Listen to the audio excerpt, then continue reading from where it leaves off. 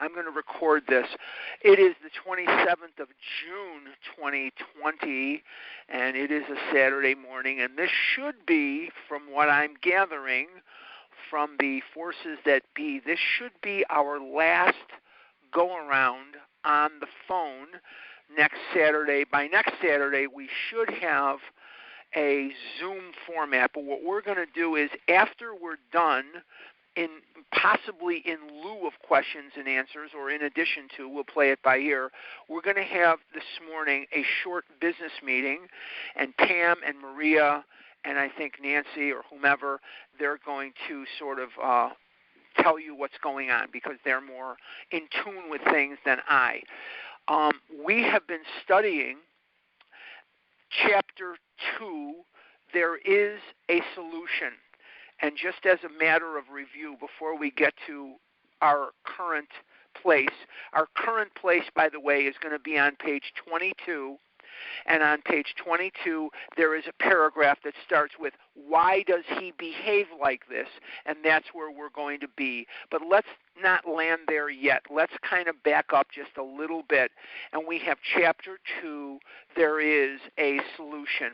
And I know that I've talked about this before, but for the sake of its importance, for the sake of the vital nature of this, I want to just remind you that there is a solution is very, very important.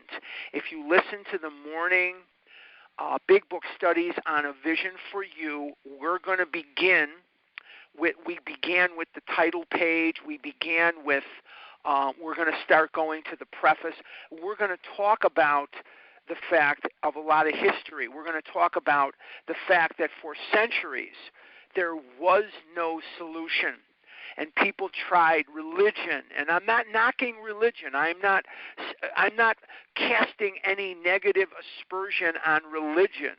I am absolutely not doing that. It has its place, and it's wonderful, and it even says in the Big Book that we should admire those people who believe in God. We should admire those people because they have something, and that's fine, and I agree with that. But in terms of a relief, notice I didn't say cure, as a relief to alcoholism, as a relief to our compulsive overeating or any other addiction, they are not effective. It's just not effective.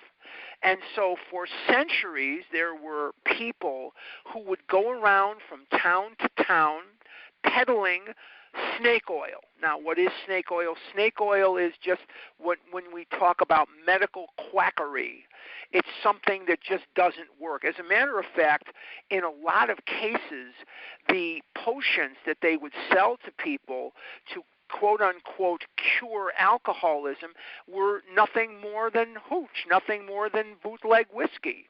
And it was just a scam. It was just a scam. And people would hypnotize alcoholics, or they would put incantations on them. What they did with Dr. Bob before he met Bill Wilson is they actually had a prayer meeting about Dr. Bob, and they prayed, and Bill Wilson finally came. But in terms of anything except a spiritual awakening or spiritual experience as the result of the steps, in terms of anything like that, nothing was effective. Just nothing was effective. So the fact that you have a title of a chapter, There is a Solution, is very encouraging, particularly more in 1939 than it is today, because some of us get very complacent. We get used to the fact that everywhere you look, there's another location where there's a 12-step program. And if that isn't enough, because of the coronavirus, we now deliver 12-step meetings right to your laptop or right to your desktop or your smartphone, because now you have not only an abundance of meetings that are face-to-face. A lot of them are obviously shut down for right now, but now on your laptop, your smartphone, your desktop, whatever you're using, whatever format you're using, we're delivering meetings right to you. But sometimes we lose sight of the fact that that was far from always the case. So take a minute if you can during your day, during your week, to thank your higher power for the abundance of opportunity that we have to recover. We have podcasts and we have all manner of websites and just lots and lots of ways to connect with recovering people. But in 1939, sadly, that wasn't the case. And prior to 1939, those opportunities to gain any type of relief were just not there. So thank you, God, that we have a way out, that we have something we can do that will give us relief from a seemingly hopeless state of mind and body. And when I look at the title of the chapter and I put the emphasis on the A, it gives me hope and direction. Now, this is strictly speaking for me. I am not telling you what you should do. I am not telling you that there's only one way out. I'm strictly speaking for me. And when I look at the title of the chapter, there is a solution. It makes it simpler for me. One of the things that I've always had trouble with, one of the things that I have struggled with is making decisions.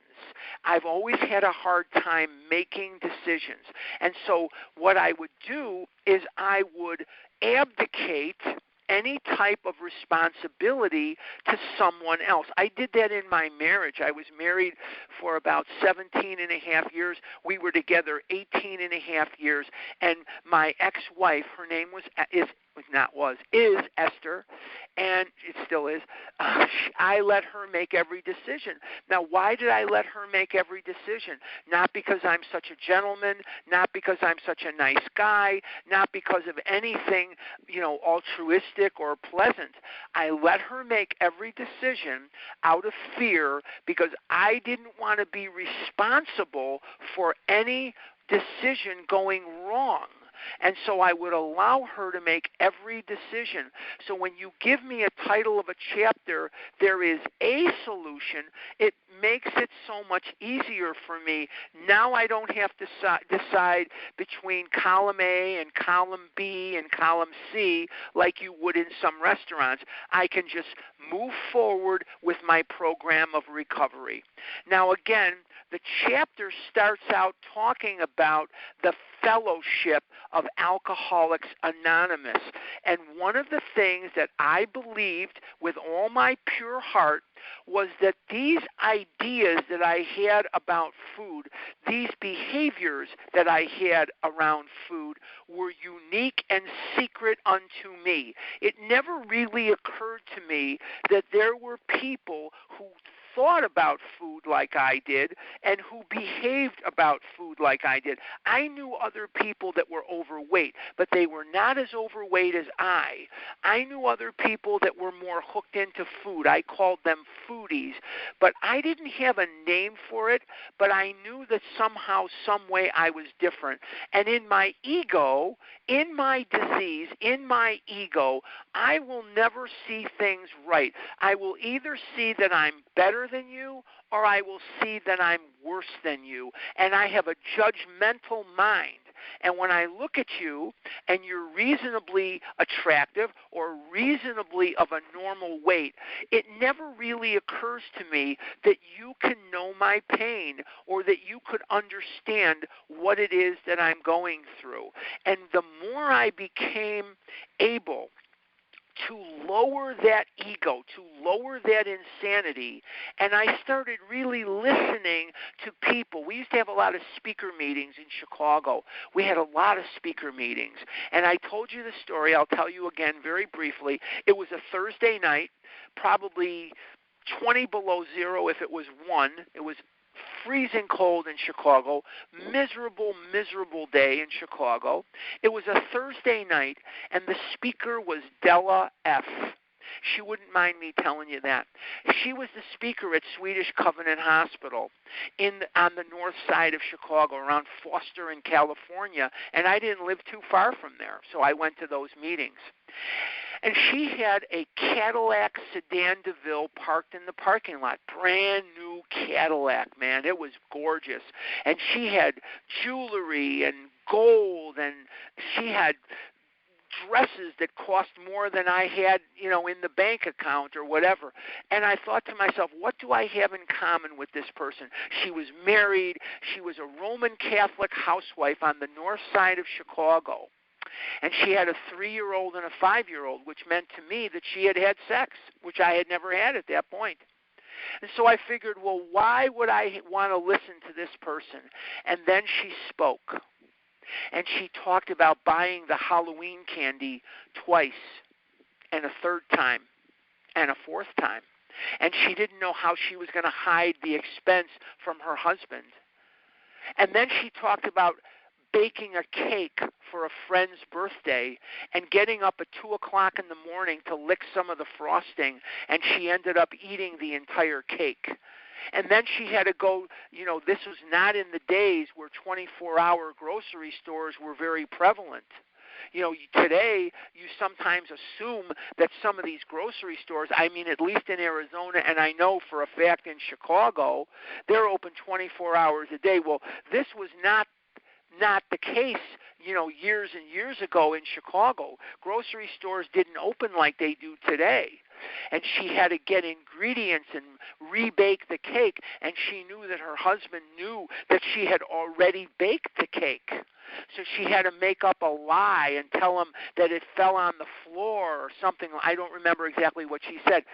And for the very first time in my life, I understood that just because you don't look like me, and just because you may not be my gender or my age group, and just because you may not have the same religious background as I, just because you may not have the same ethnicity or race as I, that you are me and I am you.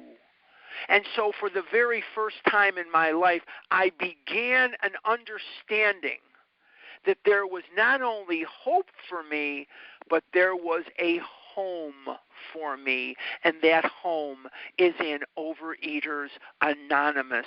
And why is that my home? Because there are people on this line this morning, or if you're listening to this on a podcast, there are people like you, if you are a compulsive overeater, that speak and understand the language of the heart, and that I can come to you and I can speak my truth that I never could speak before.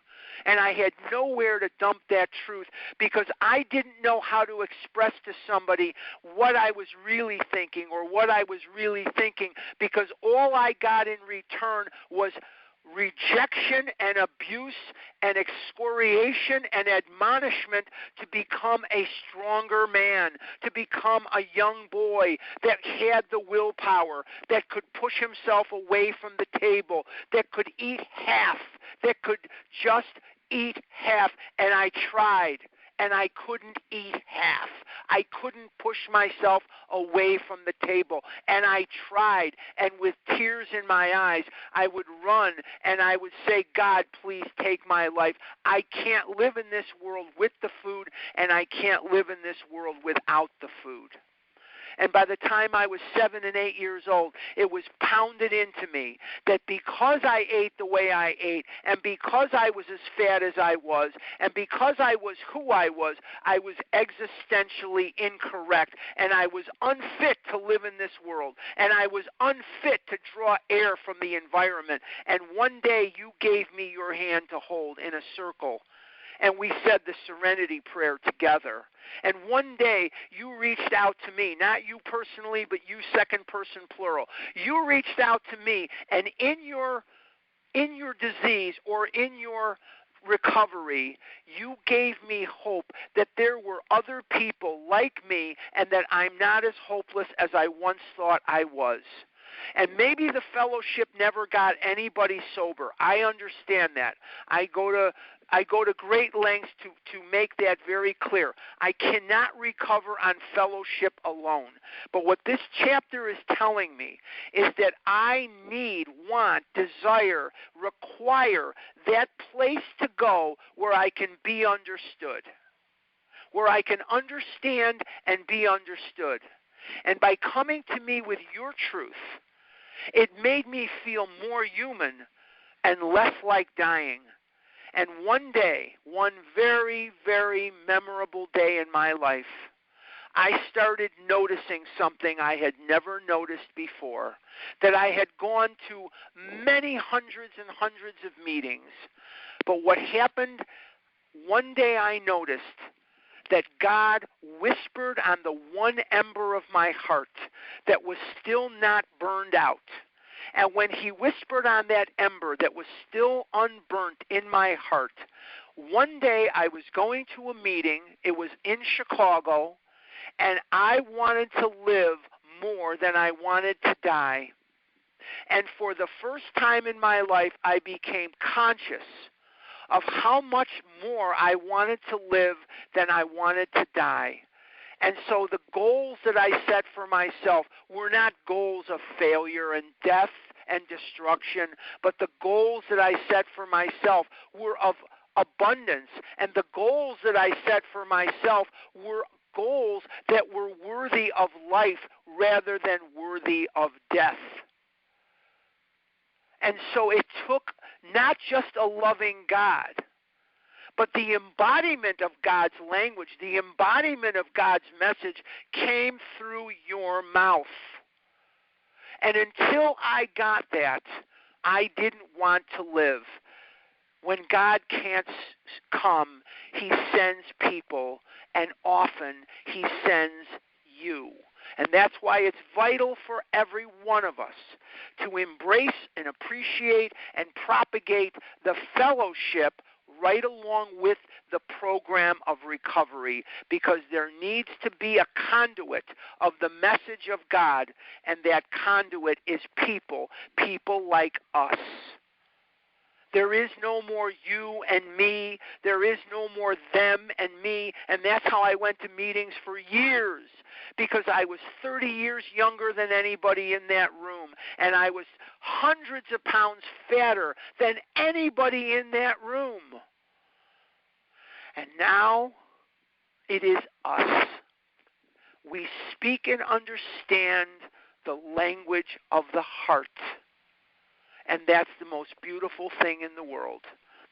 We also talk about on page 19, we feel that elimination of our drinking is but a beginning. Now that is a very, very important sentence there. We feel that elimination of our drinking is but a beginning means that we're going to have to work the rest of the steps. In so many sects of OA, in so many meetings of OA, in so many dialects of OA, it is about step one, and they get stuck in the first half of the first step. I don't want to be critical. I'm just saying this is what I'm observing. And so it says a much more, I'm on page 19 near the top, a much more important demonstration of our principles. What are the principles? The principles are the steps. Lies before us in our respective homes, occupations, and affairs. What does that mean? It means that we're going to have to work the steps in every area of our life. And as the disease vandalizes and putrefies and burns to the ground the other aspects of your life while it's making you overweight or underweight, those areas of our life, the personal relationships, the professional relationships, the maybe codependency or the Al-Anon issues, the self-esteem, the way we think about ourselves, the love addiction, all these various things that we may or may not suffer from as the disease of compulsive overeating vandalizes and putrefies and rots out these things in our life and makes them worse. Now we start to see after a while, not only is our weight becoming normalized, but so is every aspect of our life. That's why I can't say enough that God chose the word in the second step, sanity, rather than the word abstinence or sobriety. Because sobriety, and we're going to be talking about this a lot as time goes on, because this is something that a lot of sponsors just do not talk about. The word sanity raises the bar on what the recovery will do. And as we practice the disease, and the disease putrefies and vandalizes and destroys every aspect of our life, the recovery remodels, reconstructs, and reconfigures every area of our life.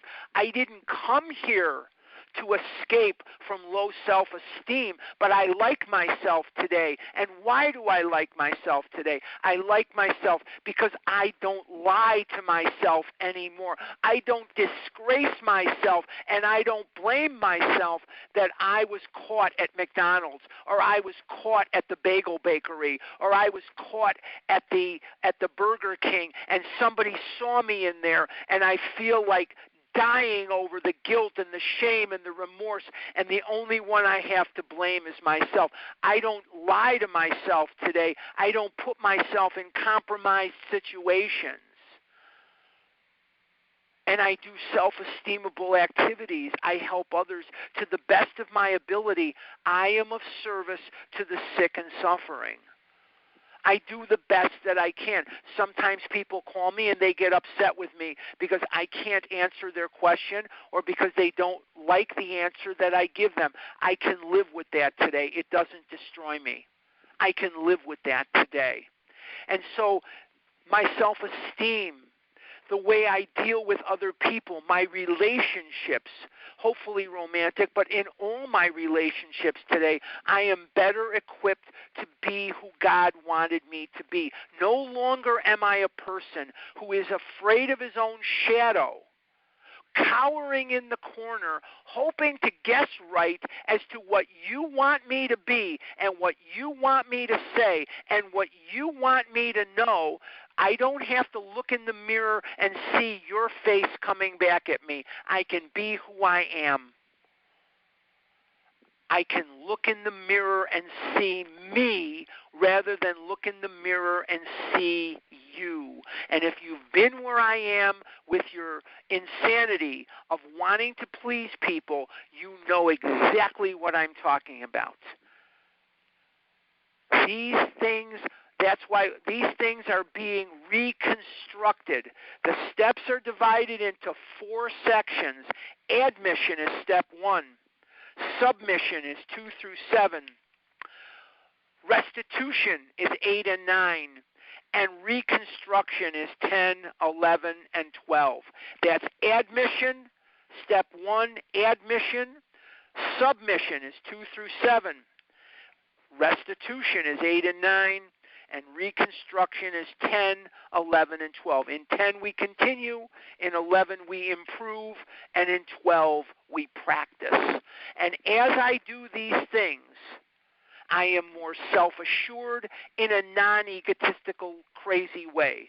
I can be myself and like myself without unbelievable insanity going through, elevating me in my mind to a place above you. No, what I have become is what I never wanted to be, and I love it, and that is I've become another bozo on the bus. I wanted to be better than you. I wanted to be worse than you so I could manipulate you into taking care of me. Now I can be one of you, and I do not have to be elevated or denigrated. I can be another bozo on the bus. And being among you is the greatest honor that any human being can have bestowed upon them. Who am I wanting to be with? You, the fellowship of the Spirit. And I want to trudge that road of happy destiny with all of you. Trudge means to walk with purpose. To walk with purpose. Let's continue, and we'll get to where we're going to start today. We're looking here at page 20, or excuse me, the bottom of 19. We talked about the top of 19. Now we're going to look at the very bottom of 19, and it says here, most of us sense. When you see that sentence, that's where I'm going to be reading from. Bottom of 19, most of us sense that real tolerance of other people's shortcomings and viewpoints and a respect for their opinions are attitudes which make us more useful to others. See, there was a point in my life, and I see it today so much, and I just run from it. I run from it. You know, I have friends of mine, if you don't think about politics or you don't think about corona or you don't think about sports or women or men or whatever, you don't think like them, you're a dog, you're dirt. I don't have to live that way today. I'm not going through this insanity of you're either with me or you're against me. I don't have to do that today. So what it says here, more useful to others, thank God. I sponsor people, and I know people in program. I am completely diverse from those people on any issue you could imagine. But on one thing we are agreed, that we want to recover from a seemingly hopeless state of mind and body, and that's all that counts. And that's why within the body of this, our Big Book study, or any of our meetings, we do not discuss outside issues. We don't discuss outside issues. We can discuss it before the meeting, we can discuss it after the meeting, but not during the meeting. You know, during the meeting, we don't discuss these things because these are things that separate us rather than joining us together. What's the first tradition is unity. Then it goes on, I'm at the top of 20. Our very lives as ex-problem drinkers depend upon our constant thought of others and how we may help meet their needs.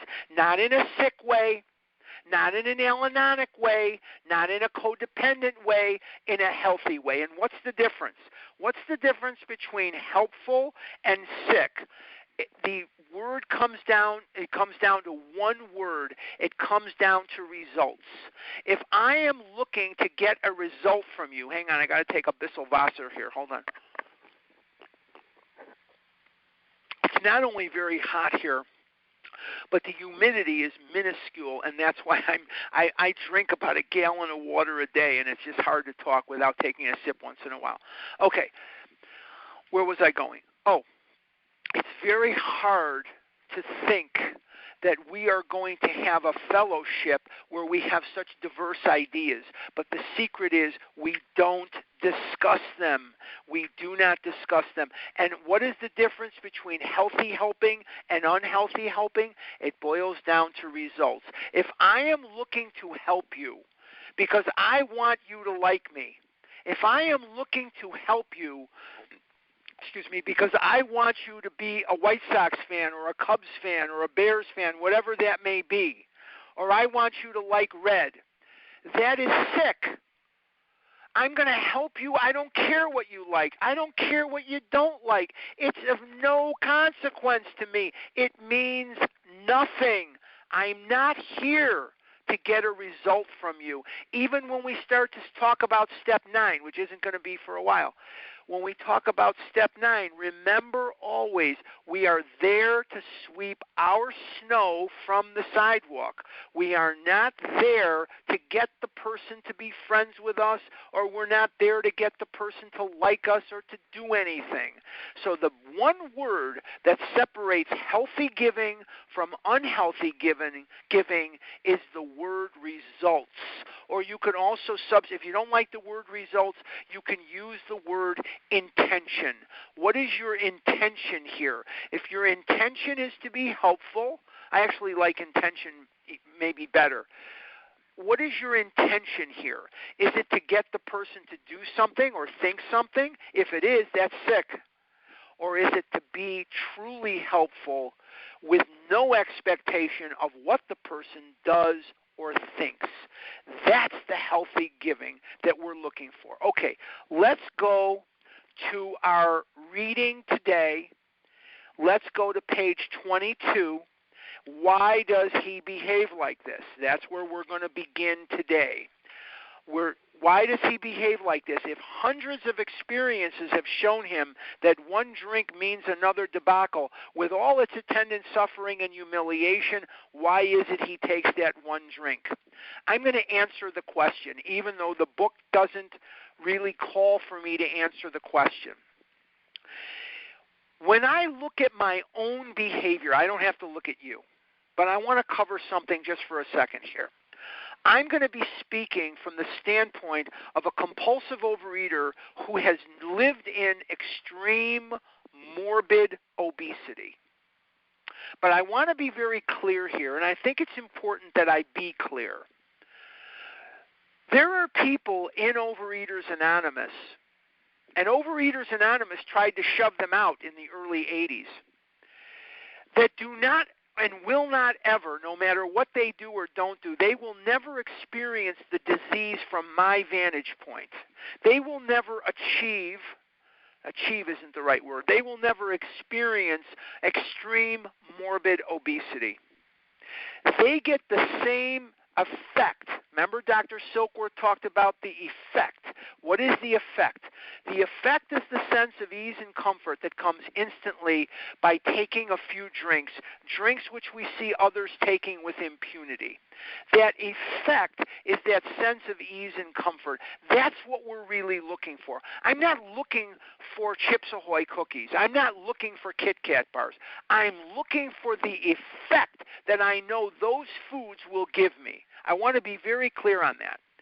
But there are people who get that effect by starving themselves.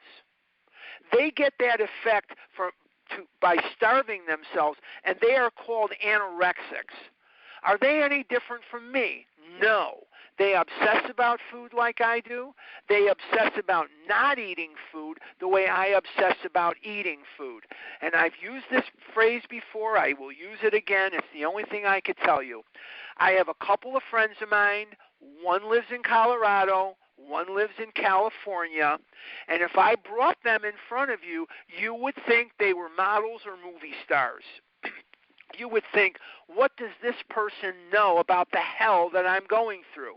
Let me assure you that between these two people and millions like them that appear normal, they are dumpster diving, back alley, gutter, compulsive overeaters of the most horrible variety. We have people that are anorexic. Along with anorexia or separate from anorexia, we have people in the program that are bulimics. And bulimia comes in several different forms. One form of bulimia, the most common form of bulimia, is regurgitation. They eat massive quantities of food and force themselves to vomit the food up so that they don't gain weight. That is one classic form of bulimia. But one of the people that I spoke to you about that I think would be you'd think they were movie stars or models or something, she is an exercise bulimic. And for 7 and 8 hours a day, she would put her body through hell, exercising, running, doing whatever it is she does, to the detriment of her muscles, her skeletal system, her ligaments, her tendons. She would injure herself by over-exercising. That's one form of bulimia. That's two forms of bulimia, And then there's a third form of bulimia. There may be others that I don't know about. If there are, call me after we're done, and I'd be open to listening. Another form of bulimia is called laxative abuse. They will eat massive quantities of food, and then they will take laxatives to purge the food out of their body. So it doesn't matter whether you are a laxative bulimic, exercise bulimic, anorexic, or compulsive overeater that gets obese, or combinations of all these things. What you have in a lot of cases we have the pendulum that swings. The pendulum, it goes from one extreme to the other.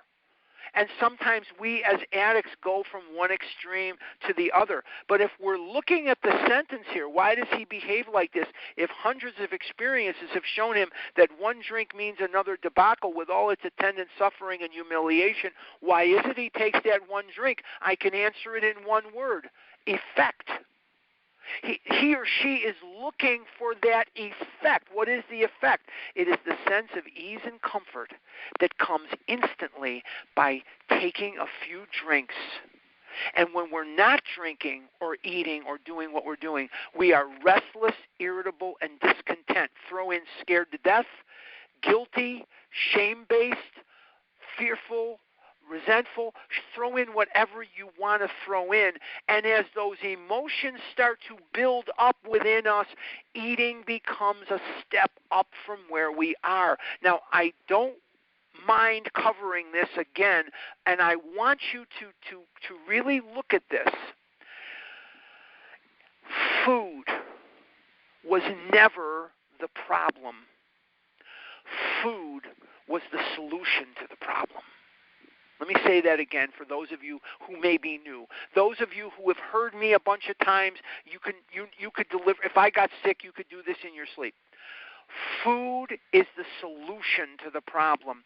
What is the problem? The problem is the buildup of guilt and shame and fear and sometimes happiness. And we have this buildup of emotions, and we can't handle it. And the brain gets a signal that says, we're in pain down here. We're guilt-ridden. We're shame-based. We're fearful. We're angry. We're self-righteous. Or we're happy. Many of us have eaten railroad cars full of Chips Ahoy cookies because things went well for us too, didn't we? We didn't just eat when things were bad. No, it's not quite that simple. We eat to celebrate too. Screw it, I'm going to eat. Screw it, I'm going to eat whatever. It's not on my food plan, but the hell with it, I'm going to eat it anyway because things went well for me. You've all done that. See, if food was the problem, diets would work. If food was the problem, hospitals would turn out winners, and they don't. If food was the problem, then bariatric surgery would solve all the problems, and they don't. I'm not knocking bariatric surgery. I'm not knocking hospitals. I'm not knocking diets. But for people like us, they are not normally a solution. Now, persons who have had the bariatric surgery sometimes lose quite a bit of weight. But as of right now, there's nothing that bariatric surgeon can do for your brain, so you end up back in Overeaters Anonymous because you can't handle the pain of not eating. And so food became the solution to the problem. It was never the problem, it was the solution to the problem. Well, what happens if I can't eat because of the allergy? That allergy is that unnatural physical allergy, an adverse abnormal reaction to the food, beverage, or substance. If I can't eat because of the allergy and I can't keep from eating because of the twist of the mind, then I'm powerless over food. You see, if I didn't have the physical allergy, I would carry around, like, have you ever seen Batman with his utility belt and he's got the bat thing in there, whatever it is, it's bat cane, bat car, bat whatever it is, doesn't matter. I would carry around bat M&Ms in my pocket, preferably those with peanuts, because the other ones, I'm sure these are not Jewish people buying these things, but I'm sure that the Jewish people are buying the ones with peanuts because it's so much better. Anyway, it doesn't matter. But the bottom line is this. I would carry around a bunch of M&Ms in my pocket because they're easy, they're small, and when I was feeling a little shamed, or I was feeling guilty, or I was feeling happy, or I was feeling angry or jealous, I would pop an M&M in my mouth and I'd be fine. But the physical allergy makes that impossible. So let's consolidate this for the sake of time. I know that you know that we go very slow here, but I want to answer this. So I'm going to take the time to answer this question because I think it deserves an answer. Without that physical allergy, food would be great. It would be fantastic, but I have the allergy. So if I can't eat because of the allergy and I can't keep from eating because of the twist of the mind, I'm powerless over food. So it begs the question, what is a fella to do? I am going to bring the necessary power, because it says in the big book, lack of power is my dilemma. Lack of power was our dilemma, it says. And so what I'm going to do is I'm going to bring the necessary power into the equation. And the actions that are required to do that are called recovery. And that's what this is all about, Charlie Brown. This is about bringing the necessary power into the equation, and I choose to call that necessary power God. You can call it whatever you want. Ocean, river, mountain, stream, doorknob. You don't want to have a God that's a deity, religious deity, group of drunks, gift of desperation, whatever. So why does he take that drink? Because he is looking for a way out of how he or she feels when they're not eating. And that's basically the answer. I know that the answer that I gave is very long, and please forgive me, but basically you can't really understand the answer without the other explanation, in my view. Why does he take that drink when his whole life has been destroyed by alcohol? He takes it because he doesn't like the way he feels when he's not doing that. And the mental blank spot, the mental twist, and the physical allergy conspire to kill us. That's why. Let's continue. Why can't he stay on the water wagon? What has become of the common sense and willpower that he still sometimes displays with respect to other matters? Many of you are very successful at what you do. I know for a fact that there's people on this line right now that have enjoyed great success.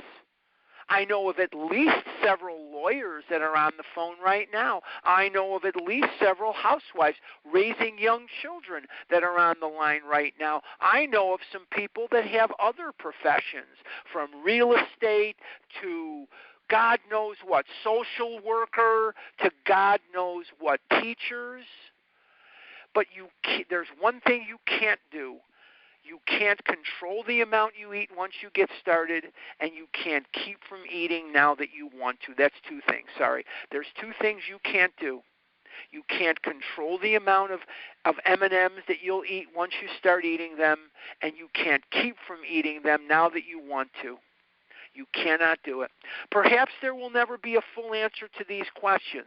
Opinions vary considerably as to why the alcoholic reacts differently from normal people. We are not sure why. Once a certain point is reached, little can be done for him. We cannot answer the riddle. We will react differently from other people because we have a body and a mind that are different from other people.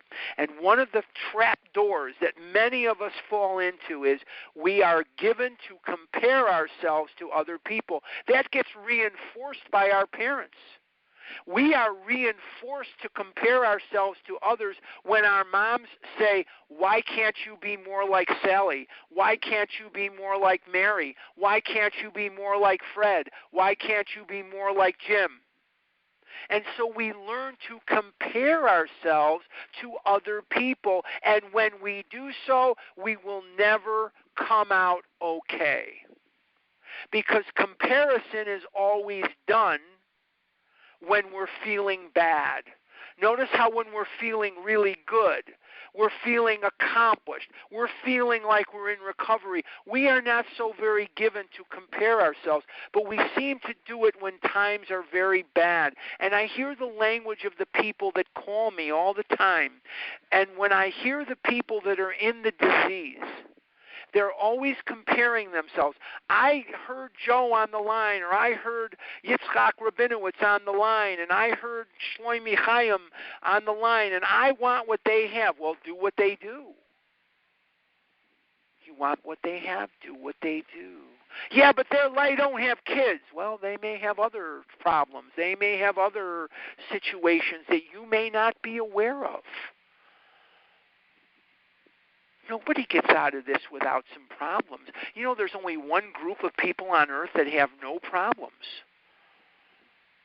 there's one group of people on earth that have absolutely no problems. Of course, they're in the cemetery. Because if you are alive, you have problems. Little babies, you figure, what kind of problems could they have? Why are they crying if they have no problems? They're crying because they don't know how to express what they need, and they need something, and they don't know what else to do. They don't know what else to do.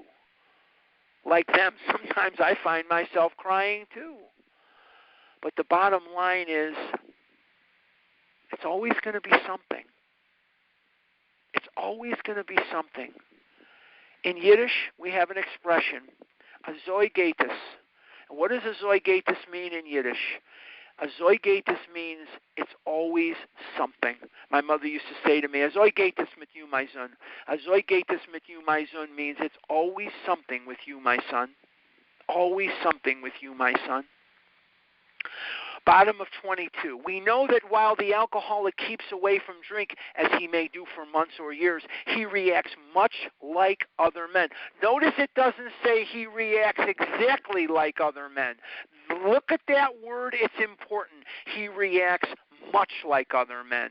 And if you've been around dry drunks or dieters, as we would say in here, if you've been around dry drunks, they may not be drinking, but good Lord in heaven, I want nothing to do with these people. They are miserable bastards most of the time.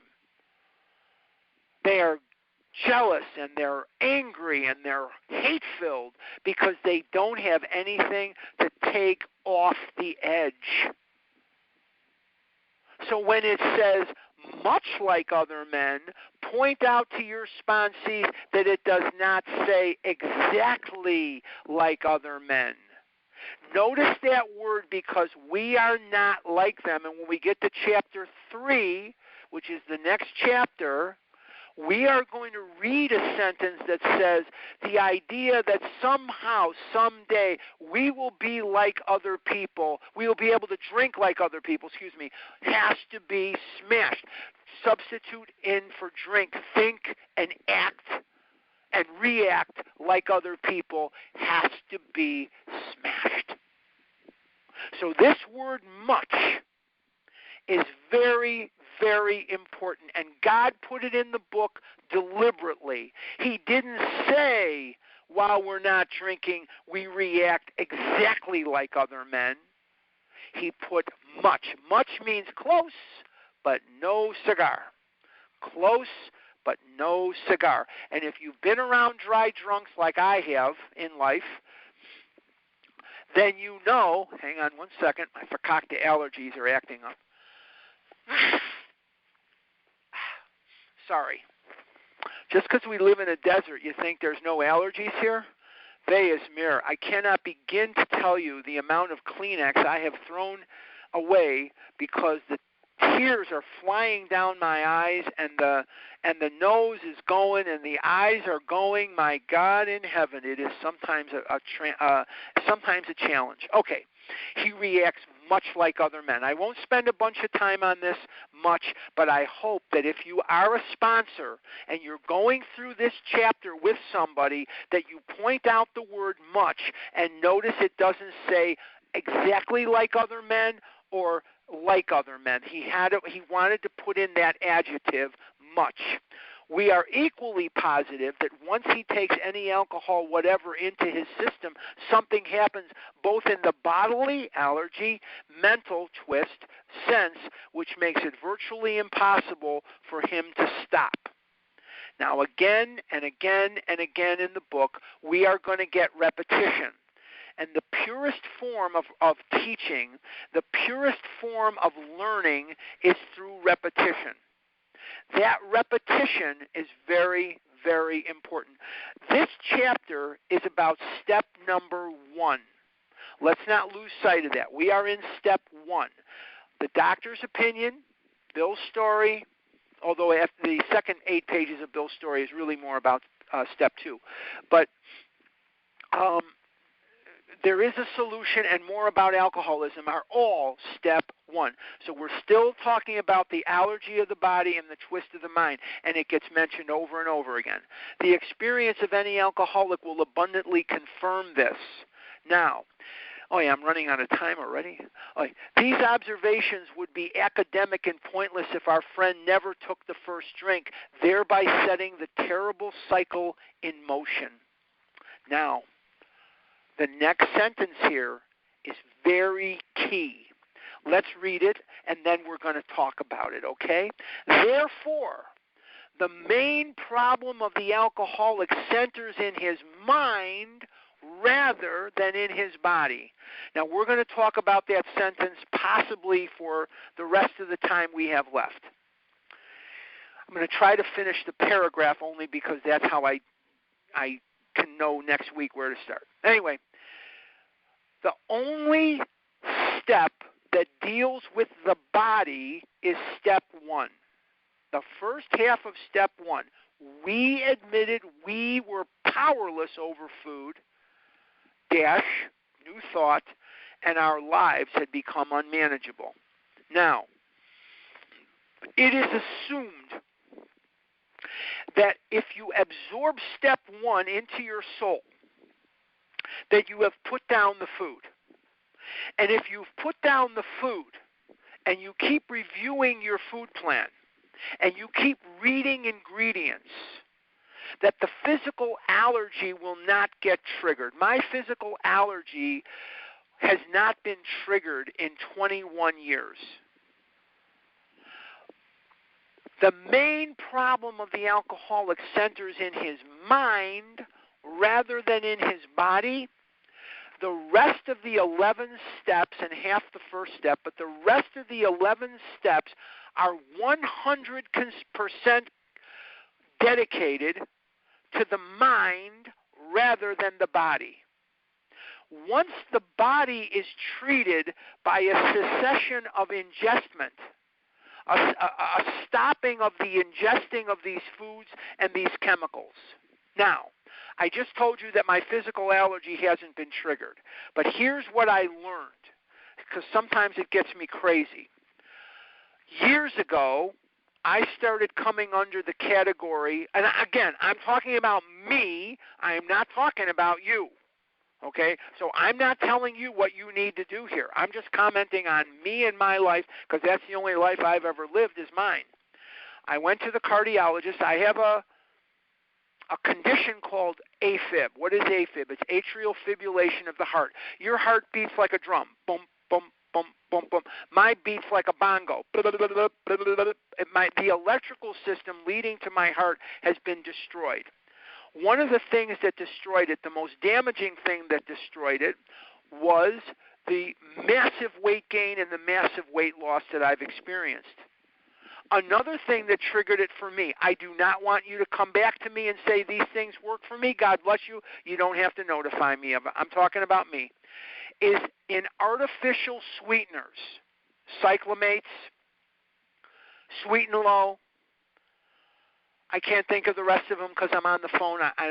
Stevia, and the chemicals that they put in the food. Because when it says sugar-free, you know that they're going to put in stuff in there. You know, what do we say? There's a chemistry set in every serving. Okay.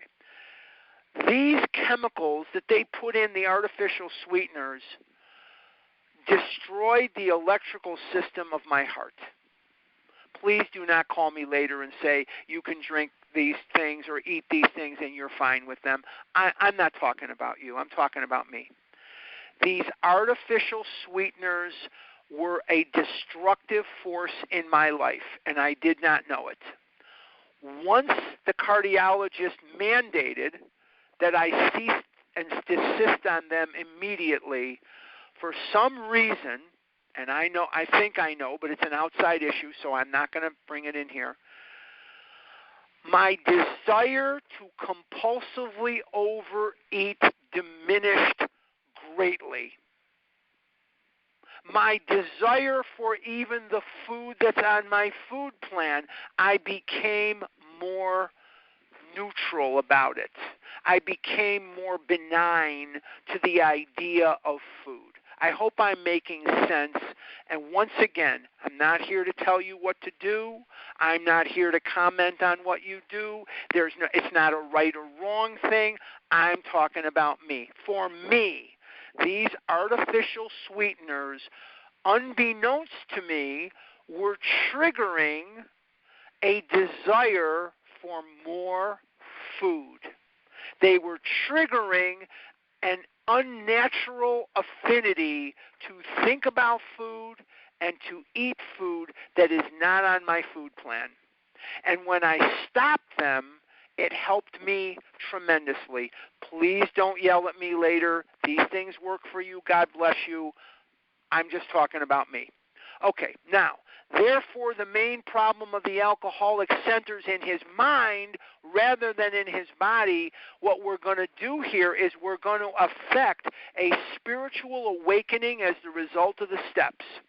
And in affecting a spiritual awakening as the result of the steps, the guilt, the shame, the remorse, the fear, the resentment, the happiness, the jealousies, all of those emotions will become abated. And they will diminish to the point where they will not trigger a binge. They will not raise to the level of what I call the red line. And what is the red line? It's that line where they cross, where your brain will insist that you eat because eating will become a step up. None of the other steps are dealing with the body. None of the other steps are dealing with an ego reduction. None of the other steps are dealing with the diminishment of these emotions that have been demanding food from the day you were born. And when these emotions abate, when these emotions diminish, the desire to kill yourself is simply not there with food, and sanity will have returned. This is a key sentence in the book. If you are sponsoring, please make sure that your sponsees see this sentence as being one of the keys to what this is all about. The body will become more normalized. If you're underweight, it'll be, you'll be at or approaching a healthy body weight. So if you're underweight, like I told you, my friends, they start to gain weight. If you're overweight like me, maybe not as much as me, but whatever, then you start to normalize. That's why we say in Overeaters Anonymous that the definition of abstinence is to abstain from compulsive eating and compulsive food behaviors, bulimia, and those things, so that we're at or approaching a healthy body weight. This sentence is one of the keys to understanding what this program is all about. The program is about the mind, and the first half of the first step is about the mind and the body. But all the rest of the 11 steps center in treating the mind, treating the ego. If you ask him why he started on that last bender, the chances are he will offer you any one of 100 alibis. Sometimes these excuses have a certain plausibility, but none of them really make sense in the light of the havoc an alcoholic's drinking bout creates. Why would I do something like go to Kentucky Fried Chicken or go to, Chips Ahoy or go to Oreo cookies or whatever? Why would I do that? Why would someone who has known loneliness as unbelievably intense, why would someone who went on their first date as a 35-year-old, why would someone who didn't have genitalia, why would someone who was emasculated by the time he was 12, why would someone who lacked that, why would someone who has been as beat up as me go right into a grocery store and come out with bags and bags of Doritos and bags of ice cream and cookies and God knows what? Why? Because I can't bear the pain of not eating unless I am in recovery. The pain of not eating is too much for me to bear. The emotions are too much for me to bear. They are too much, and eating becomes a step up from where I am. They sound like the philosophy of a man who, having a headache, beats himself on the head with a hammer so that he can't feel the ache. I'm feeling pain. It could be a Sunday. It could be a holiday. I'm alone. All of my friends are married. All my friends are married. They have children. They have grandchildren. If I compare myself to them, I will kill myself. I have one child. She's 25 years old. She'll be 26 in December. She hasn't spoken to me in 10 years. I wasn't invited to her wedding. I never got a chance to give away the bride. I never had a chance to see her in her wedding dress. I never had a chance to do any of those things. I wouldn't wish that on you. I wouldn't wish that on anybody. My wife threw me out like I was trash. She had already started a relationship with another man while we were living under the same roof. She was in a relationship with another man. I wouldn't wish that on you. I hope that never happens to you. That's a horrible pain. And now I'm going to go make it worse with Kit Kat bars and M&Ms and cookies? Yes. Because my brain will only be able to focus in on what those foods are going to do for me, and the mental blank spot will allow me to forget what those foods have done to me. I will not be able to conceptualize that Kentucky Fried Chicken will make none of those things repaired. It will not do one thing for me but make me fatter, and there's not a problem I've ever had. There's not a problem I've ever had that being fatter and eating more food couldn't make worse.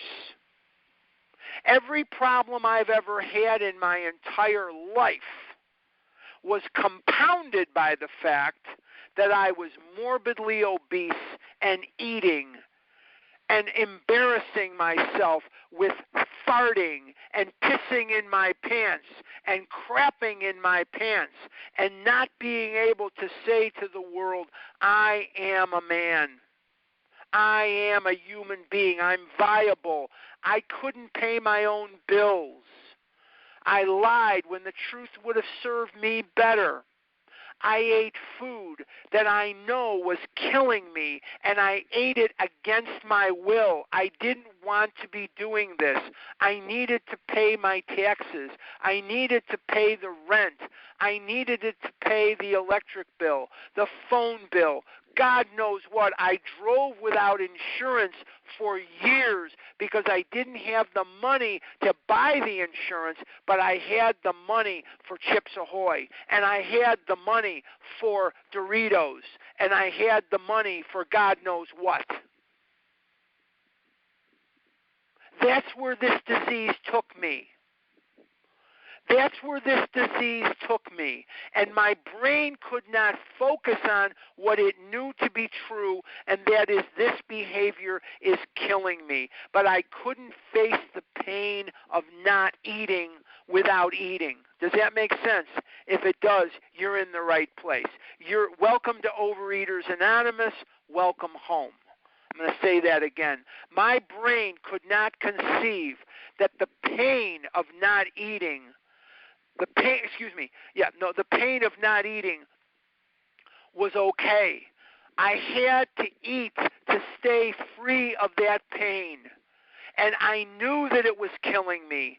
And I ate railroad cars full of Kit Kat bars to kill the shame and the guilt and the remorse of eating railroad cars full of Kit Kat bars. I was eating to kill the pain of eating.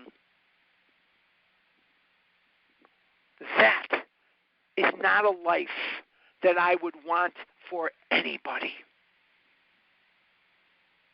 Like yourself, I sometimes see children.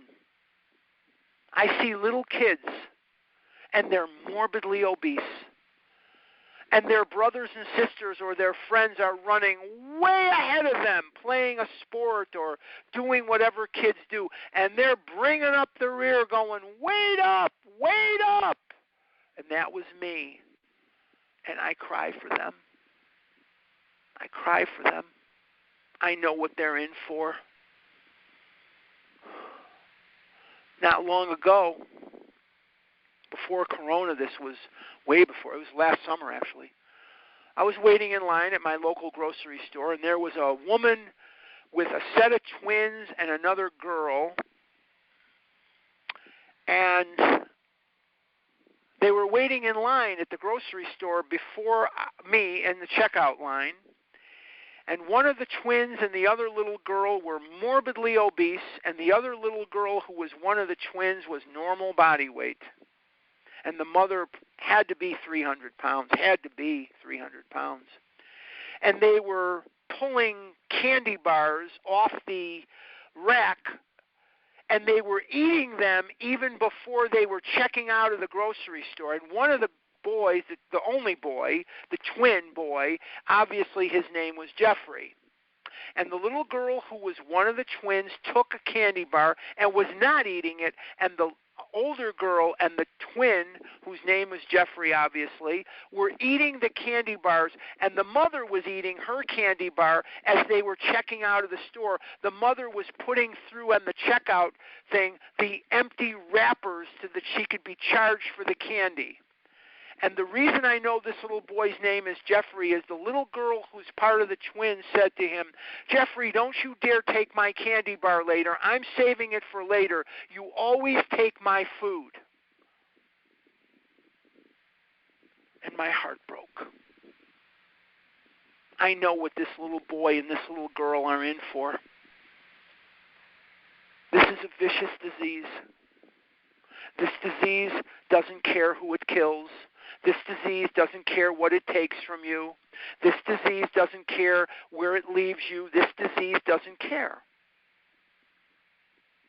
In the 12 and 12, Bill calls it a rapacious creditor. It's a murderer. It's a terrorist. It's an unflinching serial killer.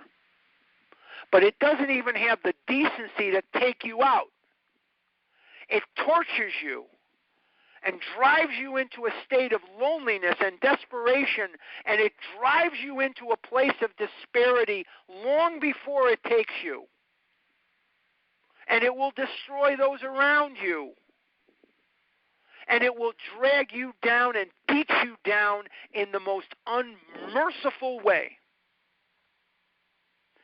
Continuing with the paragraph, if you draw this fallacious reasoning to the attention of an alcoholic, he'll laugh it off or become irritated and refuse to talk.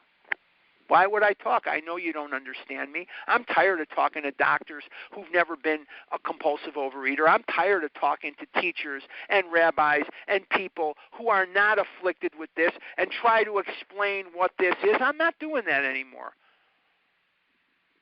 But I have a place to go. I have a place to go, and that place is you, where you speak and understand the language of the heart. And you don't sit and tell me to get more willpower, and you don't sit there and tell me that it's important that I keep a picture of something I want on the refrigerator so that when I go to the refrigerator, I'll see the picture and I won't eat the food. Now, what kind of stupid idiot would tell a kid that's 15 years old, 16 years old, and I was hospitalized with dysentery from eating spoiled food? That's how I got dysentery. I ate spoiled food. I was 15, 16 years old when that happened. I wasn't even driving yet, so I had to be 15. That's what happened to me. The main problem of the alcoholic centers in his mind rather than in his body, because without the mental thought, the food isn't going in my mouth. I can't pick up this water cup. I have a water cup here. It says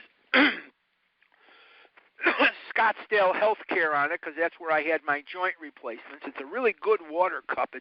It's plastic. It's pretty indestructible, and it holds like 32 ounces of water. So I put my water in here when I'm working or when I'm doing these things.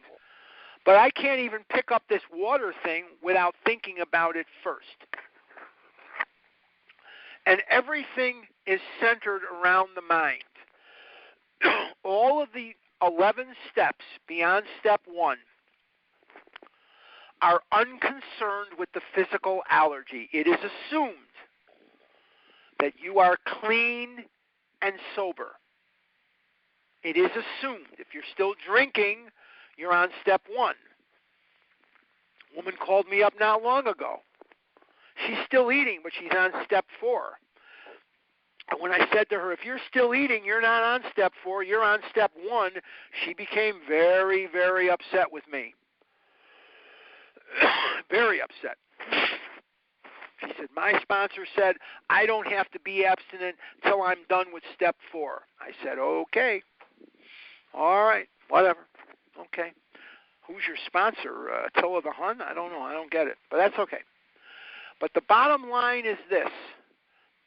Everything that we're going to endeavor to do, everything that we're going to be talking about beyond step 1, the first half of the first step, is going to be about step 1. Going to be about the mind rather than the body.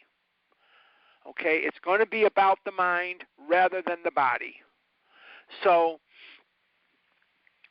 we're going to be talking about things that are going to lower the level of emotions. And when the mind is comforted, when the mind is settled, the food will not go in the body. The body never initiates the first mouthful. Notice I don't use the word bite.